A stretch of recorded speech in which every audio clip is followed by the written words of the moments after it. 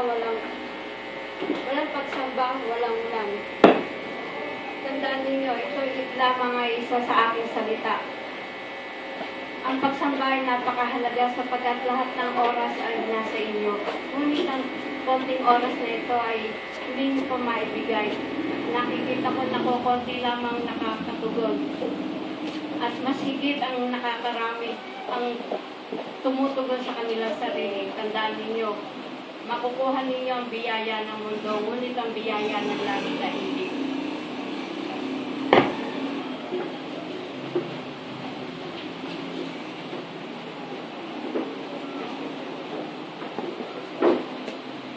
Kayo ay malaya, ngunit huwag din niyong gamitin ang kalayaan sa paggawa ng kasalanan. Good morning mga kapatid. Sabi ni Pablo, hindi ako sumusuntok sa hangin. Ibig sabihin, sigurado si Pablo sa ginagawa niya at sa pananampalataya niya. Ngayon, ang Diyos tiyak din sa sarili niya. Ngayon tayo ba ay tiyak sa ating sarili? Kasi yung revelation o yung ibinibigay na kapahayagan ng Diyos, doon lang sa tunay na natatakot sa Kanya. Kaya ang tanong, ikaw ba natatakot na talaga sa Diyos? Ano ba definition ng natatakot sa Diyos? Ecclesiastes 12.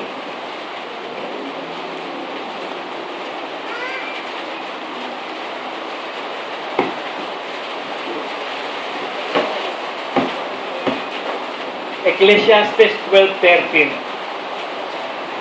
Ito ang wakas ng bagay. So conclusion nito, na-realize to ng kapatid natin na si lahat ay narinig. Ikaw ay matakot sa Diyos at sundin mo ang kanyang mga utos sapagkat ito ang buong katungkulan ng tao. So ano ba yung matakot sa Diyos? Sundin ang lahat ng mga utos. So anong susundin mong utos? Utos ba ni Moises o utos ng Panginoong Hesus? Utos ng Panginoong Hesus. So, paano mo ngayon matitiyak na natatakot ka sa Diyos? Kailangan maging alagad. So, paano ngayon yung pagiging alagad? Sino gagawa ng alagad? Matthew 28.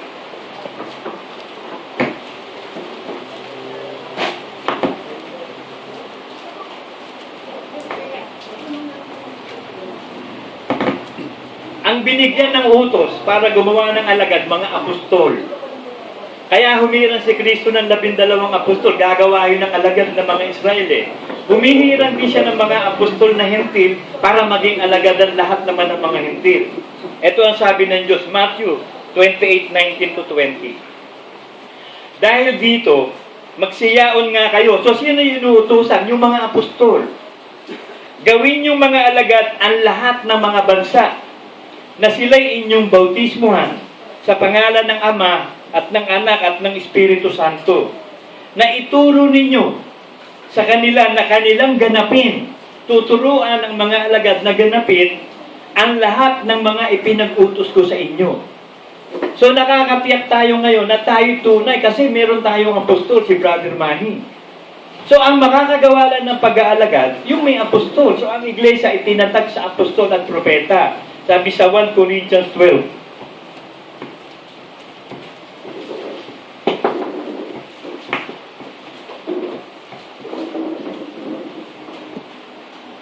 27:28. So, para maging alagad ka, may apostol na gagawa ng alagad. So, kailangan nasa iglesia kang itinatag sa apostol at mga propeta. Kailangan Word of God ang basihan, Bible ang basihan. Sabi ng 1 Corinthians 12:27, kayo nga ang katawan ni Kristo. So, may tinutukoy, kayo ang katawan ni Kristo at bawat isa'y sama-samang sangkap niya. So, magkakasama itong mga sangkap na ito. Ano? Ang Diyos ay naglagay ng ilan sa iglesia. Unang-una, mga apostol. Ikalawa, mga propeta. Ikatlo, mga guro. Saka mga himala. Saka mga kaloob ng pagpapagaling. Mga pagtulong, mga pamamahal, at iba't ibang mga wika. So, nag-worship tayo kanina. Nag-dance tayo sa iba't ibang wika. So, ang kailangan, ikaw din, ang bautismo sa Espiritu Santo para magsalita sa iba't ibang wika. Kasi sinasabi sa 1 Corinthians 14:15 ng ganito. Ano ito? Mananalangin ako sa Espiritu at mananalangin din naman ako sa pag-iisip. Nananalangin tayo sa pag-iisip, nakakapanalangin ka ba sa Espiritu, sa gift of tongues? May kasunod pa, aawit ako sa espiritu at aawit din naman ako sa pag-iisip. So makikita nyo halos lahat ng born again sa paligid, umaawit sila sa pag-iisip. Umaawit ba sila sa espiritu? Nagsasalita sila at nananalangin sa pag-iisip. Ay nananalangin ba sila sa espiritu? Sa 1 Corinthians 14, sinabi kung sino yung nananalangin sa espiritu. 1 Corinthians 14:2. Sapagkat ang nagsasalita ng wika hindi sa tao nagsasalita, kundi sa Diyos, sapagkat walang nakakaunawa sa Kanya, kundi sa Espiritu ay nagsasalita ng mga hiwaga. Dadagwat ang nanguhula, kanina nag-prophesy yung dalawang prophet natin, ay nagsasalita sa mga tao sa ikatitibay. So titibay tayo sa prophecy nila. Ang nagsasalita ng wika ay nagpapatibay sa sarili. Kaya makakatagal ka sa pananampalataya hanggang sa pagbaba ng Panginoong Yesus. At huwag mong ipagbabawal ang pagsasalita sa iba't ibang wika, sabi sa 39. Alam nyo, merong mga born again na iglesia, ipinagbabawal ang gift of tongues. Ipinagbabawal ang pagsamba sa Espiritu. Yun nga, hinahanap-hanap ng Amay. Yung sasamba sa Kanya sa Espiritu at katotohanan, kaya bibigyan ka ng gift of tongues. Kaya nga, mga kapatid ko, maningas na pakanasain ninyong kayo'y makapanghula at huwag ninyong ipagbawal ang magsalita ng mga wika. Bakit may nagbabawal? Ang dami nagbabawal nito, wala na daw tongues. Wala nang ikapu, wala nang apostol. Luke 11:49. Kaya nga, sinasabi naman ng karunungan ng Diyos, si Kristo ang karunungan ng Diyos. Magsusugo ako sa kanila ng mga propeta at mga apostol. So, magsusugo. Hindi pa tapos, magsusugo nga, future eh. Kaya may mga apostol pa ngayon at propeta, hanapin mo ngayon yung iglesia na yun na itinatag sa apostol at propeta. At kailangan maging alagad ka. Kailangan meron mong tipa ng ikaputhando. Sabi rin sa Hebrews 7:8.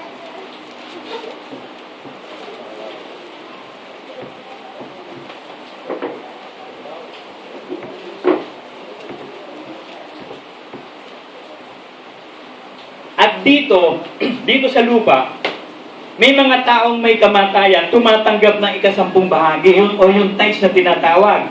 Yung mga namamatay kaming pastor, namamatay. Dadagwat doon ang isa na pinatutunayang nabubuhay, yung high priest, si Kristo. Si Kristo ang high priest sa langit, nagpe-pray pa siya hanggang ngayon sa atin para ma-rapture tayo. Ngayon, kapag hindi ka nag-iigap at naghahandog sa namamatay na pastor, nagnanakaw ka sa Diyos. Ninanakawan mo yung high priest kasi mayroon isang nabubuhay sa langit. Siya yung high priest na kapag nagbibigay ka ng ikaputandog, ang binibigyan mo ang Diyos, si Kristo. So nakakatupad ka ba dun? Ikaw ba ay nabautismo na sa Espiritu Santo? Kailangan nagsasalita ka sa iba't ibang wika para makasamba ka sa Diyos. Ikaw ba ay may tipan ng... Ikaw ba ay nabautismo na sa tubig? So ito yung mga dekretong dadaanan eh. Para maging bahagi ka ng iglesia, bibigyan ka ng revelation ng Diyos. At ito ang message sa atin eh.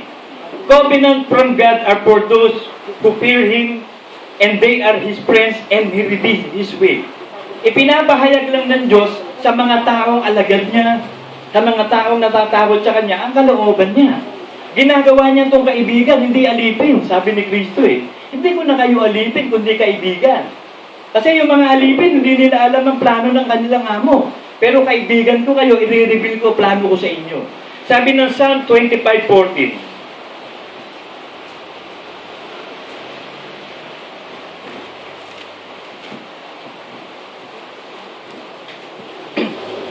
Ang pakikipagkaibigan ng Panginoon ay nasa nangatatakot sa Kanya.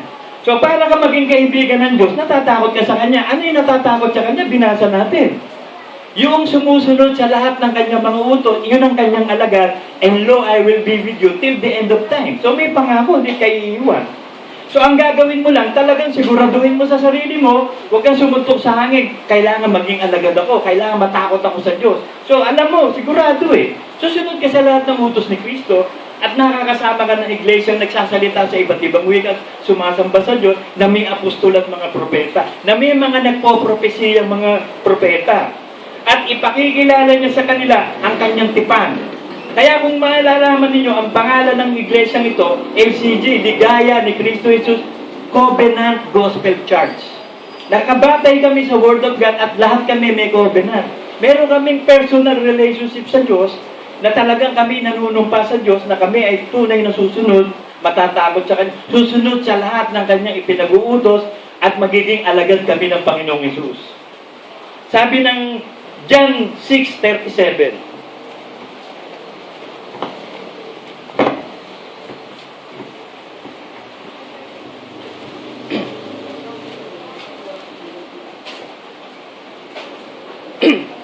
ang lahat ng binigay sa akin ng Ama ay nagsisilapit sa akin. So may binibigay palang mga tao ang Ama kay Kristo. Yung nakikita ng Ama na tunay na Kristiyano. Yung nakikita ng Ama na wagas ang pusong mananampalataya talaga, magsisisi talaga, matatakot sa Kanya, magiging alagad, susunod sa lahat ng ipinag-uutos ni Kristo. Kasi ang lahat ng ipinag-uutos ni Kristo, inuutos ng Ama eh. Walang inuutos si Kristo na hindi inuutos ng Ama. Kaya sabi ng John 6:37, ang lahat. So hindi lahat ng born again ay born again, ha?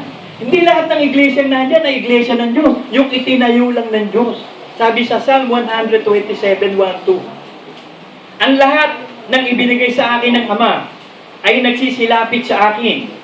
At ang lumalapit sa akin sa anumang paraan, hindi ko itataboy. Kaya kapag dinala ka ng Diyos dito sa iglesia ng LCJ, gagawin kang tunay na alagad. Tuturuan ka ng revelation. At sa 1:27 nga ng Psalm, ito sabi,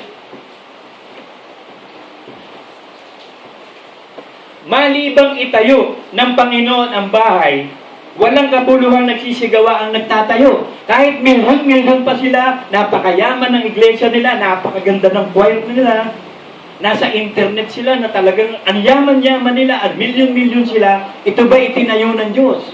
O itinayo ng tao? Ba't ang Katoliko, milyon-milyon itinayo ng tao? Sa Diyos ba yun? Ba't ang iglesia ni Kristo? Bakit napakaraming iglesia dito sa Pilipinas, ang dami-dami, itinayo ba ng Diyos yun? Pag hindi itinayo ng Diyos, walang kabuluhan yung nagsisigawa. Walang kabuluhan na nagsisigawa ang nagtatayo. Malibang ingatan ng Panginoon ng bayan, walang kabuluhang gumigising ang bantay. So kinakailangan kasama mo ang Panginoong Hesus, sabi ng Biblia. Kapag 2 o 3 sa lupa, ang tunay na iglesia sumasamba, kasama si Kristo at lahat ng laksa-laksang mga anghel na bumubuharya sa atin. Hindi man natin nakikita sa ating mga mata, napakaraming anghel na nakapaligid sa atin. Milyon-milyon laksa-laksang anghel na nakapaligid sa atin, sumusubaybay sa atin, sasabi sa Psalm 37:4. Sinasabi rin ng Matthew 11:27.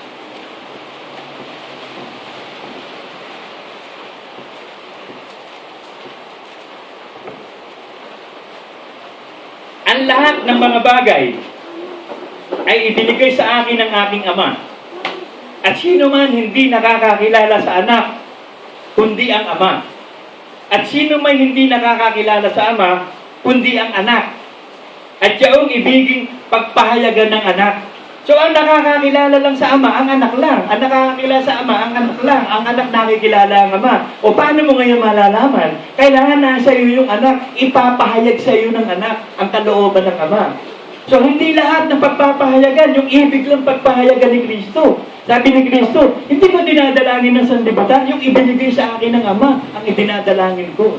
So sabihin mo ba, unfair si Kristo? Hindi unfair. Yun ang kalooban ng Diyos eh. Wala kang pakialam to, kalooban ng Diyos yun eh. Ang ipagpe-pray lang ni Kristo yung ibinigay ng Ama. Ang tanong, ibinigay ka ba ng Ama kay Kristo? Kapag ibinigay ka ng Ama kay Kristo, magsisisi ka talaga. Ano ibig sabihin na magsisisi? Magbabago ka ng isip na hindi mo nasusundin yung idea mo, yung talino mo, yung karunungan mo, yung idea na ng Diyos, yung talino na ng Diyos, yung kalooban na ng Diyos. Kaya mo ba yan? Ang tawag doon, born again. Isisilang ka muli sa bagong kaisipan, bagong pagkatao, bagong damdamin, bagong kaluluwa. Kasi ang tao may 3 parte, espiritu, kaluluwa at katawan eh. Yung espiritu mo, iboborn again ng Diyos yun eh. Titira doon ang Holy Spirit. Yung kaluluwa mo, yung isip mo, damdamin mo at kaloob at i-renovate. Babaguhin unti-unti na magiging katulad ng Panginoong Hesus. Unti-unti yun. Kailangan malaman mo yung revelation. Sabi ng Jeremiah 24:7.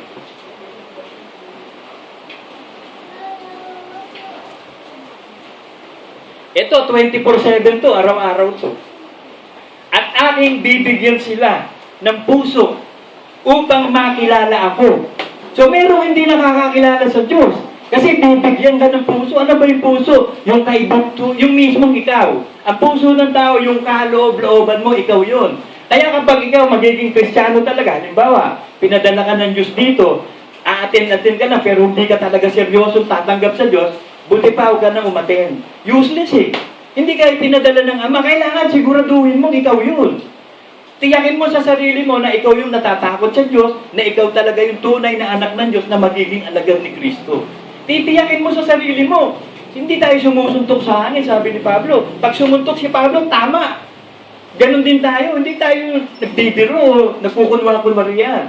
Walang hypocrite dito, puro tayo anak ng Diyos.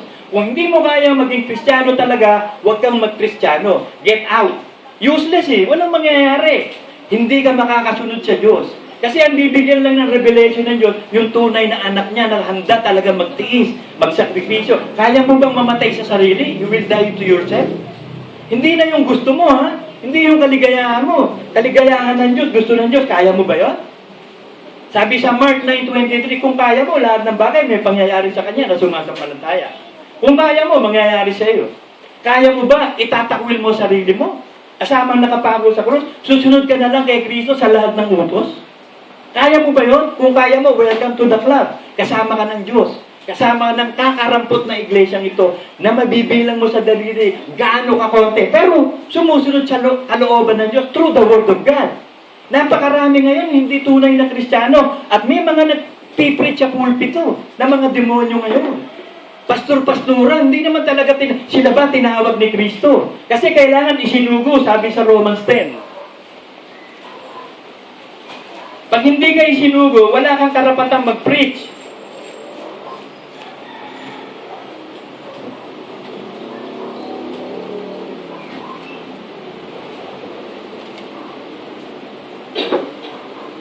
Sapagkat ang lahat ng nagsisitawag sa pangalan ng Panginoon ay mga maliligtas. Makakatawag ka ba sa Diyos kung wala kang relationship? Kahit tumawag ka ng tumawag, hindi ka papansinin. Halimbawa, meron ako dito, hindi anak, tawag ng tawag sa akin, ba't kita papansin, hindi naman kita anak. So, ang tatanggapin ko lang, yung anak ko. Ganun din ang Diyos. Magsisitawag, yung tunay na anak lang niya. At paano silang magsisitawag sa doon sa hindi nila sinampalatayanan? Paano ka tatawag sa Diyos? Hindi mo alam ang faith. Wala kang revelation ng pananampalataya. Akala mo, pag tinanggap mo si Kristo bilang Diyos at tagapagligtas, okay na. Hindi, may mga utos siya, gagawin kang alagad. Ibabautismo ka sa Espiritu sa titira sa iyo, Holy Spirit, tuturuan ka. Yun ang sistema, ibabautismo ka sa tubig, maging member ka ng iglesia. Gagawa ka ng tipan ng ikaputador para hindi ka nakasumpa, mabubuhay ka masagana sa mundo. Paano silang magsisisampalataya sa kanila na hindi nila napakinggan? At paano sila makikinig na walang tagapangaral? At paano silang magsisipangaral kung hindi sila mga sinugo? Ang ibig sabihin ng isinugo, apostolos. In the Greek word apostolos meaning sent. Si Kristo, apostol yun ng Diyos eh. Isinugo siya ng Ama, apostle of God. Si Brother Manny na apostol natin na namatay na last 2 years ago, apostle of Christ. Tayo, apostles of the church, isinugo tayo ni Brother Manny. So, nakakatiyak ka ba? Si Soriano ba isinugo? Pakialaman natin yung mga kasi kailangan makita natin, sabi sa Ecclesiastes 2:27 i-compare mo para makita mo kadahilanan. Isinugo ba to? Isinugo niya sarili niya. Kailangan may magpapatotoo. Kinausap ka ni Kristo, binigyan ka ng power. Katulad ng apostol natin, tinawag siya ng Diyos eh. Nakita niya si Kristo, binigyan siya ng power. Ang lumpo, lumakad, ang bulag, nakakita. Ang inaagasan, ang may cancer, gumaling na buhay. Ang patay na buhay, ang mga demonyo nagsisilayas. Yun ang tunay na tinawag. Ngayon tayo naglelehens, nagpapagaling ng may sakit, nagsasalita ng iba't ibang. Dahil yun ang iglesyang itinayo. Ang iglesia noon, iglesia pa rin ngayon, sabi sa James. Sabi sa James 5. Meron tinatawag na unang ulan, tsaka huling ulan. Katulad ngayon, nauna lang yung natin. Wala tayo dyan, ipagtakip.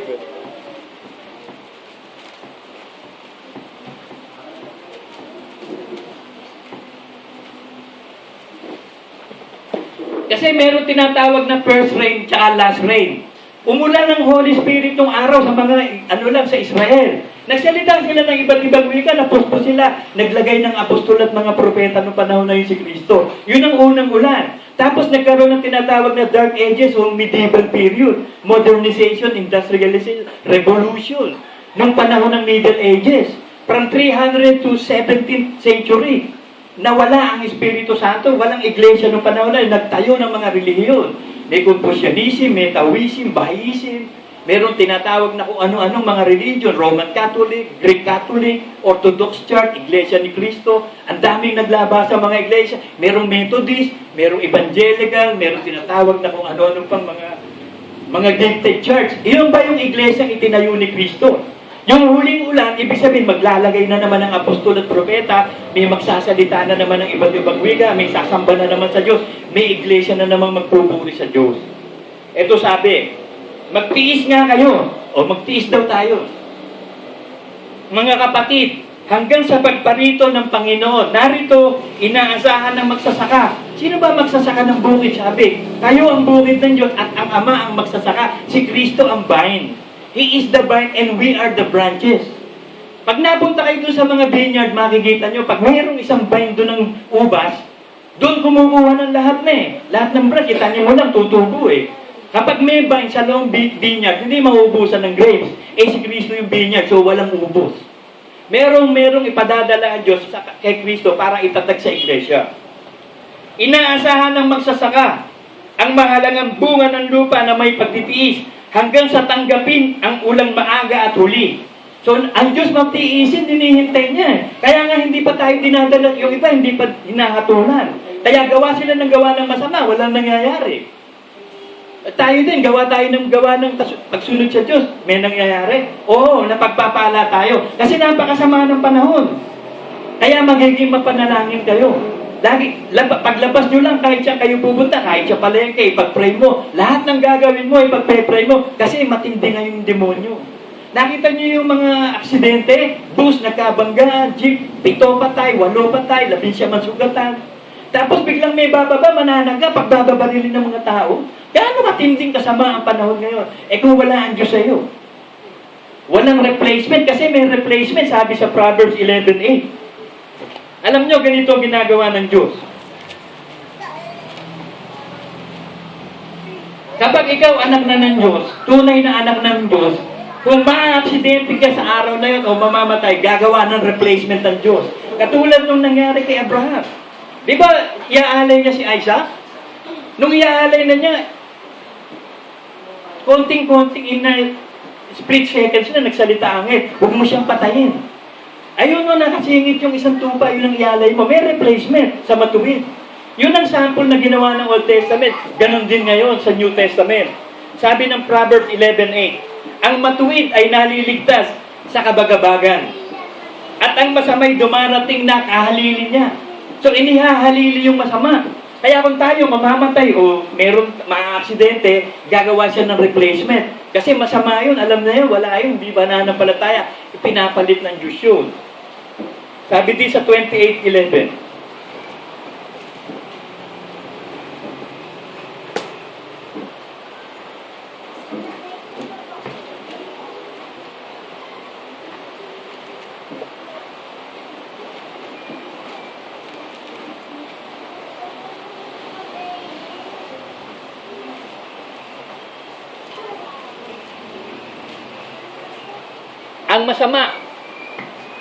ang masama ay isang katubusan para sa matuwid. Biruin mo yun? Tinutubos tayo ng masasamang yan dahil mahal na mahal tayo ng Diyos. Matuwid ka na eh. Anak ka na ng Diyos eh. Nabautismo ka sa Espiritu, nabautismo ka sa tubig, may tipat ka ng ipon. Ito ang mga dekreto ng apostol na itinatag ng Panginoong Yesus sa iglesia natin. Pag nasusunod mo yan, ibig sabihin, alagad ka. Lagi kang nagwo-worship every Sunday, sabi sa sa Romans sa Hebrew. Huwag niyong kalimutan ng pagsamba. Yamang nalalaman niyo na napakalapit na ng araw. Bababa ang Panginoong Yesus, may dadag na siyang iglesyang Philadelphia Church, the fellowshipping church, sumasamba sa Espiritu at katotohanan. Ang masama ay isang katubusan para sa matuwid. At ang taksil ay lugar ng matuwid. Biruhin mo, yung mga taksil na yan na masama, ipapalit sa iyo. O gaano tayo kamahal na Diyos? Lalo sa panahong ito. Pag hindi ka tunay na Kristiyano, may mga naririnig ka na, pastor ng rape. Meron pa pastor na nagre-rape? Tapos na-aksidente, patay, pinagbabaril. Pwede ba yun? Hindi nga eh. Against the word of God, gagawa ng replacement. Ililigtas ka ng Diyos. Bakit? Napakaraming anghel na nagsasanggalang sa atin. Sabi sa Psalm 37.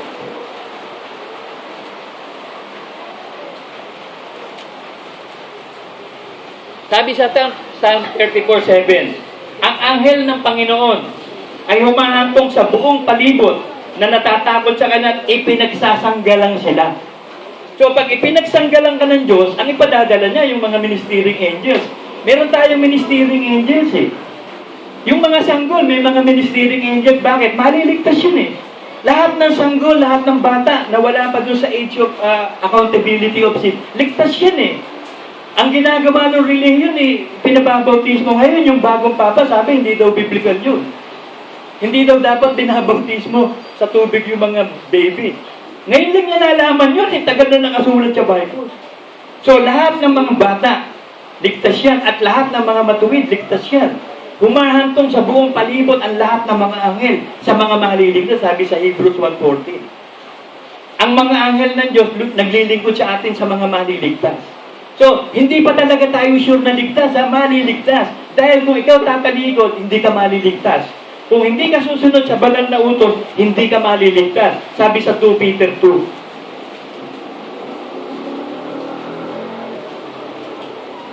Kaya sinasabi ko sa inyo na kung hindi ka sigurado sa sarili mo, hindi ka talaga magtitiis, hindi ka mamamatay sa sarili mo, hindi ka talaga tatanggap sa Diyos ng totoo, huwag kang mag-Kristiyano. Wala kang bahagi sa katawan ni Kristo. Nasa labas ka rin eh. Kasi may sinasabi sa Bible, sapagkat kung pagkatapos na sila'y makatakas sa mga pagkahawa, sa sanlibutan, sa pamamagitan ng pagkilala sa Panginoon at tagapagligtas na si Kristo, ay muling na mahalubiluhan. Parang tongue twister to. At madaig niyaon, ay lalong sumasama ang unang kalagayan nila kaysa nung una, sapagkat magaling pa sa kanila ang hindi nakakilala ng daan ng katwiran, kaysa pagkatapos na makakilala, ito'y tumalikod sa banal na utos. Ay buti pa hindi ka na born again. Kasi hindi lahat ng tumatawag ng Diyos, mapupunta sa langit. Yung sumusunod lang sa kalooban ng Ama. Matthew 7:21. So ikaw ba tawag ng tawag sa Diyos? Pakikinggan. Mga demonyo nga tawag ng tawag, pakikinggan ba? Hindi eh. Kasi tumalikod yun eh. Si Lucifer, nahatulan na yun eh. Pero sumasampalataya yun, nanginginig pa. Pero tayo, sumasampalataya ba tayong totoo? Tatanggap ka ng revelation kung tunay kang alagad. Sabi sa John 8:31-32.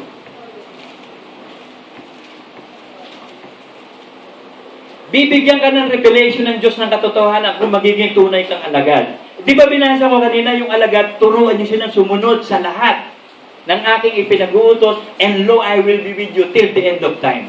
So siguraduhin mong alagad ka, datanggap ka ng revelation, sabi sa John 8:31-32. Sinabi nga ni Jesus sa mga Hudyo, yaon na nagsisisampalataya sa Kanya. Sumasampalataya ito Kung kayo'y magsisipanatili sa aking salita, kung magkagayon, tunay nga kayong mga alagad ko. So may criteria yung pagiging alagad. Kung tunay kayong nananatili sa utos ni Kristo, tunay ngang alagad. Ito yung kasunod. At inyong makikilala ang katotohanan. At ang katotohanan magpapalaya sa inyo. You will know the truth, and the truth will set you free. Jeremiah 24:7, araw-araw binibigyan tayo ng revelation ng Diyos, ng pagkilala sa Diyos. Sa mga tunay na anak ng Diyos yun, sa kaibigan niya, sa natatakot, sa alagad, Sabi sa Ephesians 1:17,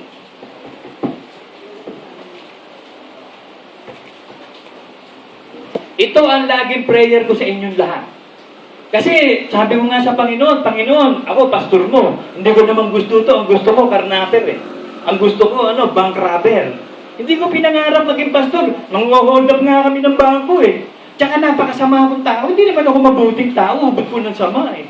Mula nung 13 years old ako hanggang sa nag-college ako, buti nga nakagraduate pa ako ng Industrial Management Engineering. Wala akong ginawa kundi magdumurog.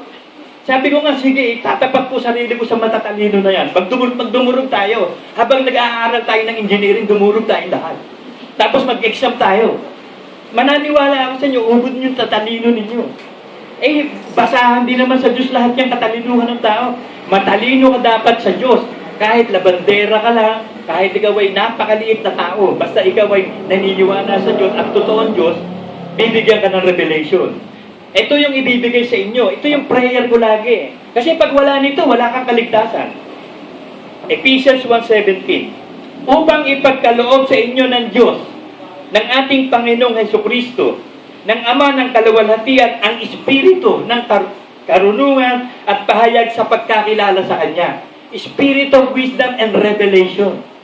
Ang tumatanggap lang ng revelation o hiwaga na Diyos, mga apostol, sabi sa Ephesians 3. Kaya kapag walang apostol ang isang iglesia, paano makakagawa ng alagad? Paano malalaman ng hiwaga ni Kristo? Hindi pwede.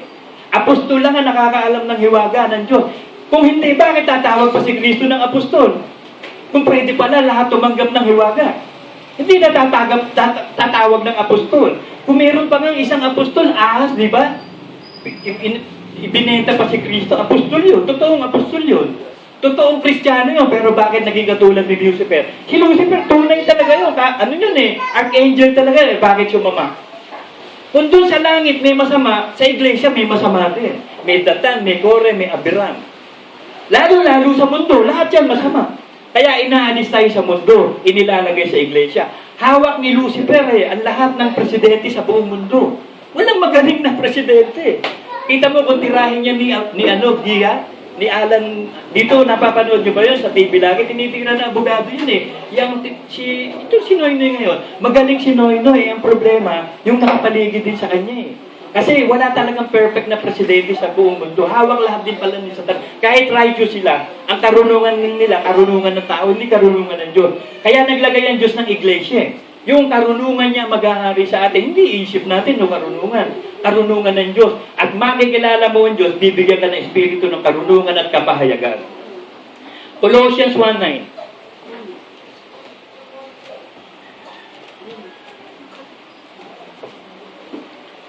Dahil dito, kami naman mula ng araw na aming marinig ito'y hindi kami nagsitigil ng pananalangin at ng paghingi ng patungkol sa inyo upang kayo'y puspusin ng kaalaman ng kanyang kalooban sa buong karunungan at pagkaunawa ayon sa Espiritu. So ayon sa Espiritu Santo, aral ng Espiritu Santo, hindi aral ng intellectual mind o katalinuhan ng tao. Kaya ang tumatanggap ng revelation ang mga apostol. Sabi ng Ephesians 3:3 hanggang 5.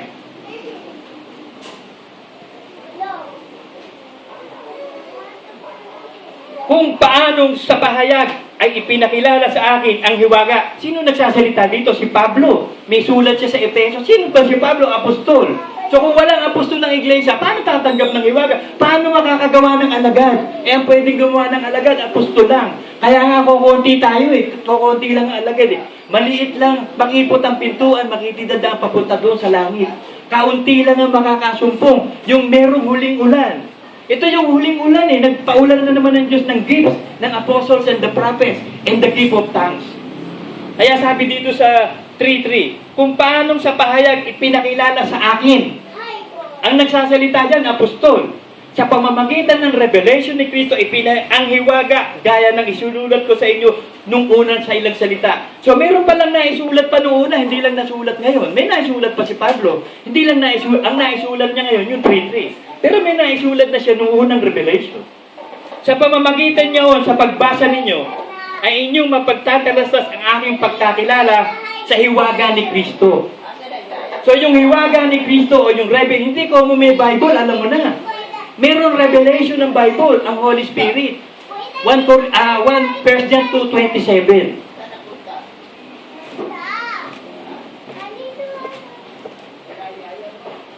John 2:27. Pag wala ka nito, hindi mo malalaman ng Diyos.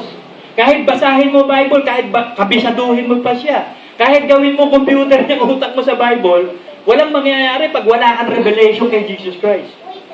At tungkol sa inyo, ang pagkapahid na sa Kanya inyong tinanggap ay nananahan sa inyo. So meron palang anointing ng Holy Spirit.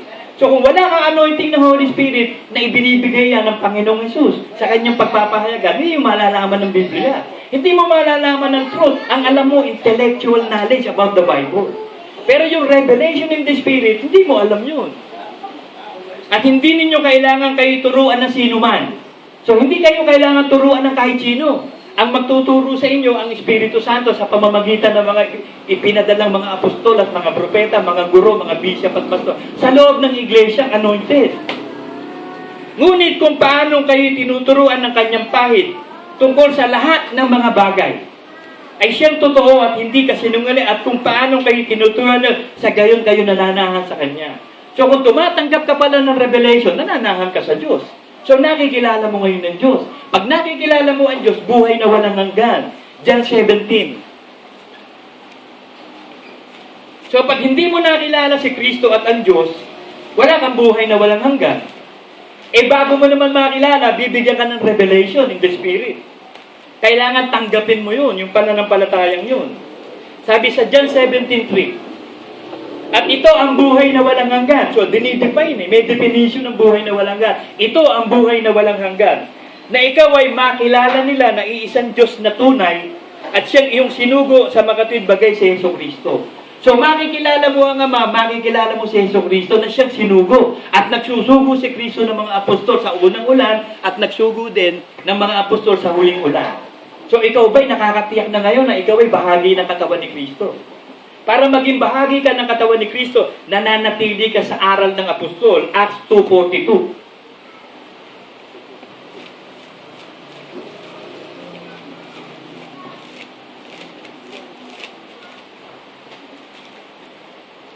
At sila, sino yung sila? Yung iglesia. Yung kawan ng Diyos, yung bayan ng Diyos. At sila ay nagsisipanatiling matibay sa turo ng mga apostol at sa pagsasama-sama. So ano gagawin daw natin sa huling panahon?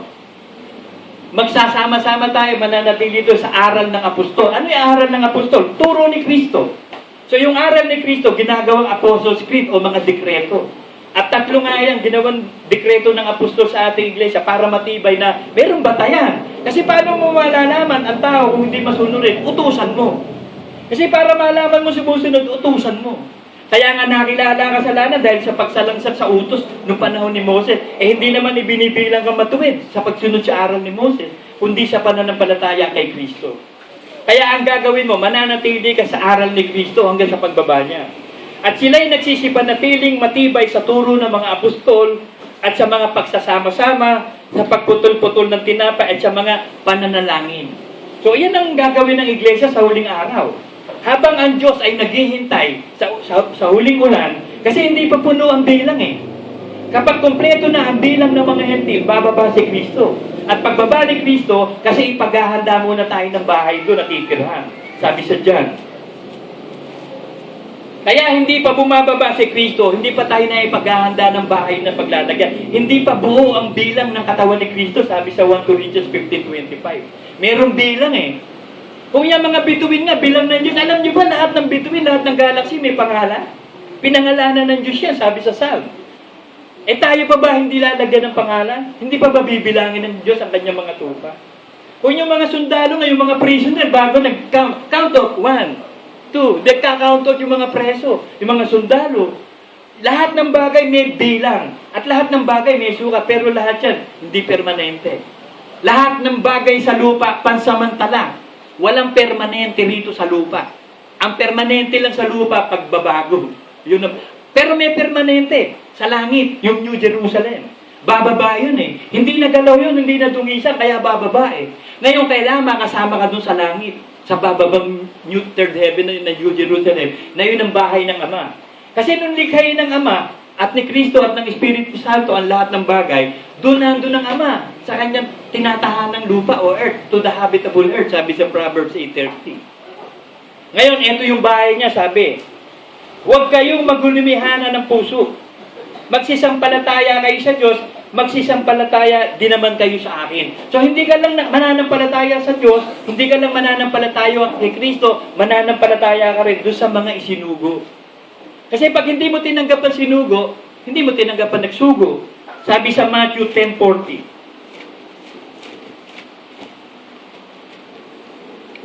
Ang tumatanggap sa inyo ay ako ang tinatanggap. At ang tumatanggap sa akin ay tinanggap ang nagsugo sa akin. So kapag tinanggap natin si Brother Manning Apostol, ang tinatanggap natin si Kristo at ang Ama. Tinatanggap natin ng, kung kayo tinatanggap ng kahit sinong mga mananampalataya o hindi, tinatanggap nila ang Diyos. Pag nireject kayo, nireject nila si Kristo, nireject nila ang Ama. Sabi sa, meron pa niyan sa John 13:20 yata.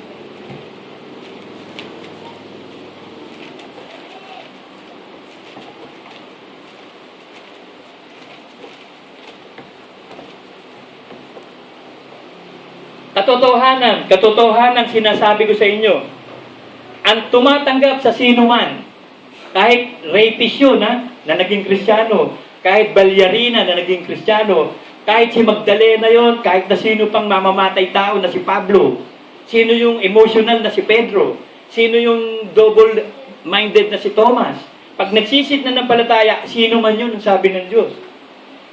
Sino man, sinusugo ko ay ako ang tinatanggap. At ang tumatanggap sa akin ay tinatanggap ang nagsugo sa akin. So, yun ang susi eh. Sabi sa Philippians 4:3 yan ang susi eh. Para masulat sa aklat ng buhay ang pangalan mo, yung Philippians 4:3 masusunod mo. Ito sabi ng Philippians 4:3. Kaya binibigyan ko ng emphasis sa inyo yung pagsugo eh. Hindi pwede mag-preach yung hindi isinugo. Kailangan apostol yan ng iglesia, apostol ng Diyos. Eh, madaming matatalino ngayon, magagaling eh. Ang galing mag-preach eh. Kabisado Bible nga, miski patayin mo ang ilaw, sasabihin ng Bible eh. Pero wala sa katotohanan. Lihis sa katotohanan. Ito sabi, Philippians 4:3, oo, ipinamamanhik ko rin naman sa inyo, tapat nakasama sa pagtulong. So, tapat ba tayo sa pananampalataya? Tapat ba tayo sa pagsuporta sa mga sinugo? Tapat ba tayong tumutulong sa isinugo? Na iyong tulungan ang mga babaeng ito, sapagkat sila nagpagal na kasama ko sa Ebanghelyo at kasama rin naman si Clemente at ng ibang mga manggagawa na ang kanilang pangalan ay nangasulat sa aklat ng buhay. Si Clemente, yung mga babae, tumutulong sa apostol. Sinusuportahan ng apostol. Ang pangalan nila nakasulat sa aklat ng buhay. Kaya mayroong dekreto ang apostol sa iglesia natin. Kapag tinutupad mo lahat ng dekreto, alagad ka nga ng Diyos, ang pangalan mo nakasulat sa aklat ng buhay. Ang una niyan, aalisin ka sa sumpa. Kasi ang lahat ng tao nakasumpa eh. Ang langit, ang lupa nakasumpa. Dahil sa kasalanan na dungisan, kaya papalitan eh.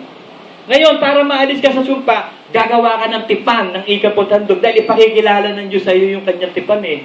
Yung kanyang covenant. Gagawa ka, sabi sa Malakay 3. Hindi, yung Genesis na lang. Huwag na tayo sa Malakay, sa Genesis na lang. Kay ano na lang, sa Israel, kay Jacob.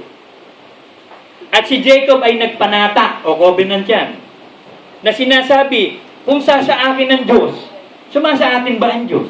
Oo. Eh di magpanata ka, sumasa iyo pala Diyos eh. At ako'y ingatan sa daang ito na aking nilalakaran, at ako'y bibigyan ng tinapay na makakain at damit na mailusot. Pinabayaan ba tayo ng Diyos? Minsan ba nagutom kayo? Minsan ba wala kayong damit? Ang gaganda pa nga ng damit, pinamimigay nyo nga sa dami. Di ba panay ang pamimigay natin ng damit? Ang dami natin damit. Sa pagkain, may iwas na tayo dahil high blood na tayo. Tapos may diabetes na nga tayo sa dami ng kinakain natin. Na ano ba't ako'y makabalik na payapa? Di ba laging payapa tayong umuwi sa ating mga bahay, ang mga anak natin, pamilya natin? Di ba laging protektado tayo ng Diyos? Na aking Ama ay ang Panginoon nga ang magiging aking Diyos. So tunay na nga may Diyos talaga tayo.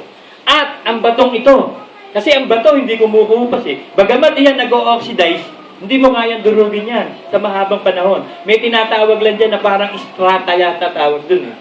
Yung mga layer sa ibabaw ng bato, nabibilang nila kung ilang century, yung mga strata kung tawagin. Hindi mo naman mauubos basta-basta ang bato, kaya yung bato na-represent, matibay yun eh.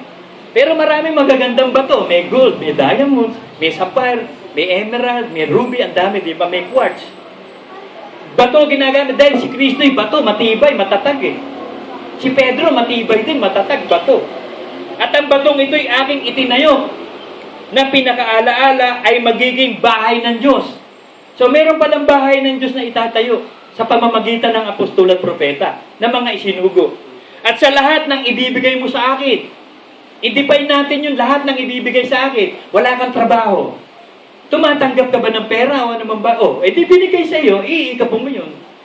Ikaw ba'y nagtatrabaho?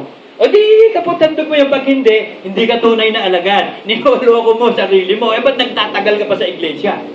Ano ginagawa mo? Hindi ka pala susunod. What's the use? Para kang hangal. Dapat hindi ka sumusuntok sa hangin. Sigurado ka, sabi sa 1 Timothy 1:12, sigurado ako doon sa gantimpalang inihintay ko dahil nagtiis ako, nagpagal ako, sumunod talaga ako sa Diyos. Lahat ng ibibigay mo sa akin ay walang pagsala. Superlative degree ha, walang pagsala. Never na ikaw ay magnanakaw. Never na ikaw ay kukudis katulad ni Judas. Si Judas magnanakaw.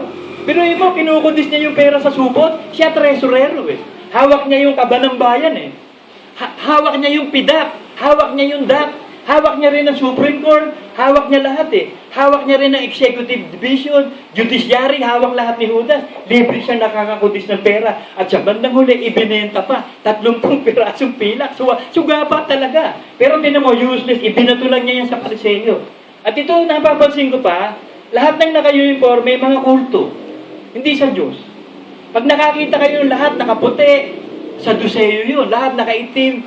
Naku, mga ano yan, Pariseyo. Eh napapansin ko, kung mo naging kulto na itong si Kibuloy, lahat nakaputi. Ang dati nakikita ko nakaputi, si Almeida lang, wala nang balita.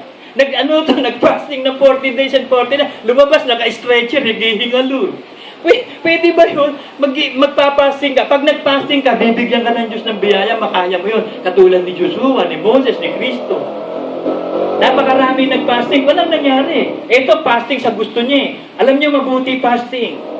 Sabi ng Diyos yun eh, mabuti fasting, hindi lang by prayers nakakabuti sa katawan.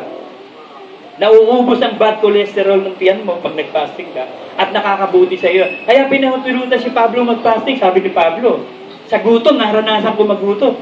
But in whatsoever state I am, therewith to be content. Natutunan ko yung magutom, natutunan ko yung mabusog, natutunan ko yung salat ako, natutunan ko yung sagana. But in whatsoever state I am, therewith to be content. Yan ang susi eh. So, hindi ka maghahangad yumaman, sabi ni David. Panginoon, huwag mo po akong gawing mayaman, makakalimutan naman kita. Huwag mo naman akong gawing dukha, magnanakaw naman ako. Ilagay mo lang ako doon sa middle lang. Yung moderate lang. Lagay mo lang ako sa tamang light lang. Okay lang, doon lang tayo sa okay. Kasi ang importante, may Diyos ka eh. Hindi naman ito yung talagang lugar natin eh. Pilgrimage lang tayo dito, crusader lang tayo. Ang tunay na bahay natin, sa langit nga eh. Kaya nga ipaghahanda eh. Basahin ko uli yun.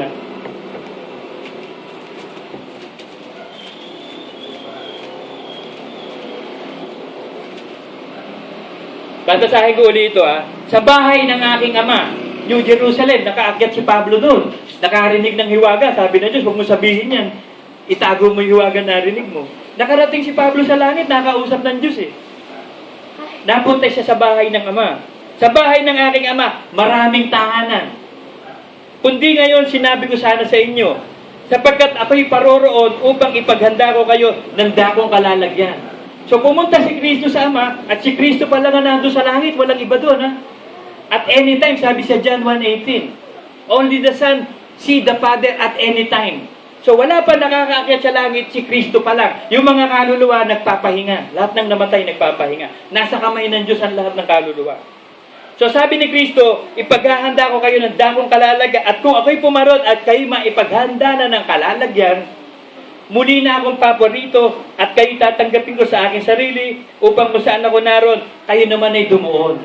So hinihintay lang yung kompletong bilang. Baka mamaya si Sister Maring na o si Brother na o sino pa ba yung kahustuhan ng bilang na ito para mag-rapture na. E di sana mag-Kristyano na kayo. Amen!